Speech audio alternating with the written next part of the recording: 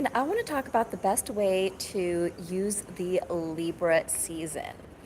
Libra is a cardinal sign, so this is all about starting new things. But because it's starting the fall season in the northern hemisphere, this is also about releasing. And this is so that you can prepare for the upcoming energy of Scorpio season. And one of the best ways to use the energy of Libra is to combine and harmonize the energy of the previous sign Virgo and the next sign Scorpio. This is because Libra is represented by a scale that balances and weighs things out in order to identify the value of things. And so Libra is very much about you plus another person. It's about mutual support, mutual benefit. It's about justice and fairness. It's about what you can do and participate and how you can connect meaningfully with others in an intimate way in order to support everyone involved. And I find that one of the best ways is because Libra is a scale, there's value in figuring out, and this is something I don't hear a lot of astrologers talk about, and I don't know why, is where you have a Libra in your chart, you want to find things to weigh out and harmonize with. What are the things that need to be harmonized? And when we're in the energy of a Libra, I find considering the energy of Virgo that we just passed and using that energy and working with Scorpio can be really beneficial. And so what I mean by this is Virgo is about your daily routines, your health. It's about being practical. It's about implementing things in your day-to-day activity that leads to measurable, tangible results.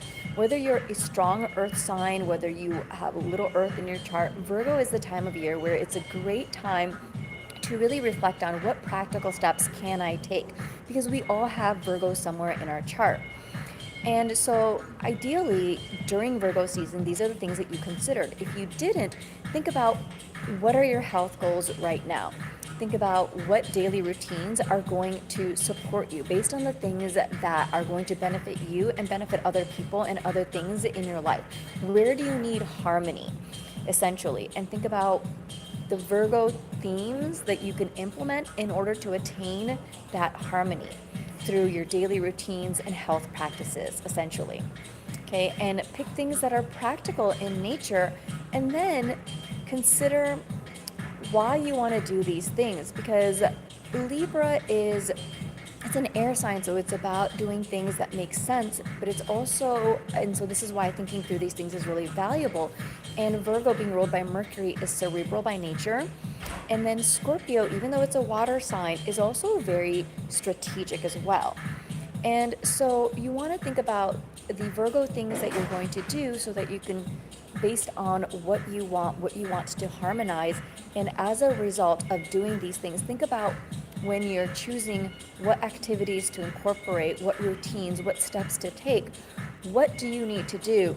Who do you need to be? Who do you need to connect with? Who do you need to collaborate with in order to get those things that you desire? And what resources do you want that's going to, and essentially think about it like you're doing these things so that you can acquire the resources that you desire. And this is where you want to think about the energy of Scorpio. What is it that you desire? Where are these resources coming from? And what can you do to receive them? So the price of admission is the efforts that you put in, which is Virgo, and the connections and the collaboration that you make. Make sure that it's mutually beneficial for everyone involved. And as a result, you're going to receive these benefits in the next season when we go into Scorpio at the end of next month. And so it's about taking those steps in order to achieve those things. What does that look like for you? What are the routines and the habits you have to do? Who do you need to connect with? Really think about what do you need to say, who's there to support you, how can you support others, how can you support yourself in a way where it's mutually beneficial. But it's also about essentially identifying where you are, where you want to go, and so you make sure that you're moving in the direction that's ultimately going to be beneficial for you.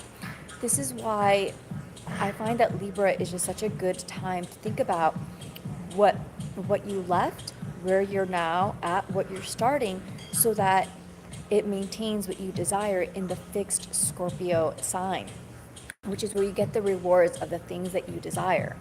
And think about not just what you desire to receive, but what can you offer to others? Scorpio is other people's resources, but you are someone else's resources. What can you offer other people? And this is about being strategic. It's about what can help you is to develop emotional resilience in order to attain these things. Are there things that you can do during Libra season to develop these things? These are some things that you can take advantage of. It's sort of like, because it's an air sign, it's not the most present sign, and the air is just floating back and forth. This is why I recommend looking at your past, looking at your present, what it is that you want, and what you can do right now. I'm sorry, looking at your past, looking at your future, and thinking about what it is that you want right now in order to make this happen, in order to make it a possibility. There's a little kid in a window that's looking at me. How cute. And this is just one of the best ways to take advantage of Libra season in order to weigh something. Because it's an air sign, it's more future oriented, it's less present, it kind of floats back and forth. Using this energy is going to be really beneficial.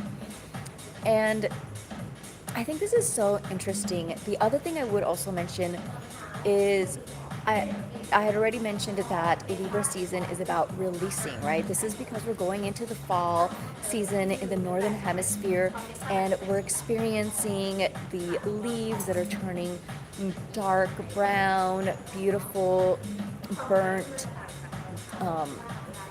corals and ambers and different shades, right? And so essentially what you want to consider during this season, what do you need to let go of in order to get the things that you desire? These are things that are really important to essentially kind of consider. And so I think this is really interesting because in modern astrology, Libra is kind of described in a very sort of one-dimensional sort of a way, where it's, yes, Libra likes to keep things light and keep things refined and stuff, but in ancient astrology, Vedic talks about a heaviness that isn't really just explored in modern astrology. If you want to learn more about that, go to my YouTube channel and go under the Libra section, and I talk about these things and the connection to Libra risings and Taurus in your chart. But this is specifically a time where it is about releasing, because Scorpio is about processing your trauma. It represents death and rebirth. But in order to be ready for that, there are things that you have to release. And so Libra season is the best time to do this. Sometimes there are signs or like astrological phases that we're in, and I hear my clients or people tell me, oh my God, I hate this season. I can't wait for the next season. I can't wait for this planet to move into the next sign or whatever the next phase is. But in order to take advantage of that phase that you are looking forward to, you need to take advantage of where things are right now in order to get the benefits of the next placement. So this is why it's so important to work with the energy of Libra right now in order to take advantage of it. So again, blend the energy of Virgo and Scorpio and think about what habits, routines that you've incorporated, hopefully during Virgo season. If not, think about right now what you can do and base it on the things that are going to support you and other people. Think about what you need to say, who you need to connect with, where there's mutual support. Who do you have to collaborate with? And think about what are the resources that you want to receive from others, and what resources do you have to offer to others to prepare you for Scorpio season by considering the things that you can let go of right now, the things that you can release, I would say actually, so that you can go through the transformation and transmutation in the next season that's going to support you. I hope that you found this valuable. Please like and subscribe if you haven't already, and I'll see you soon. Bye, everyone.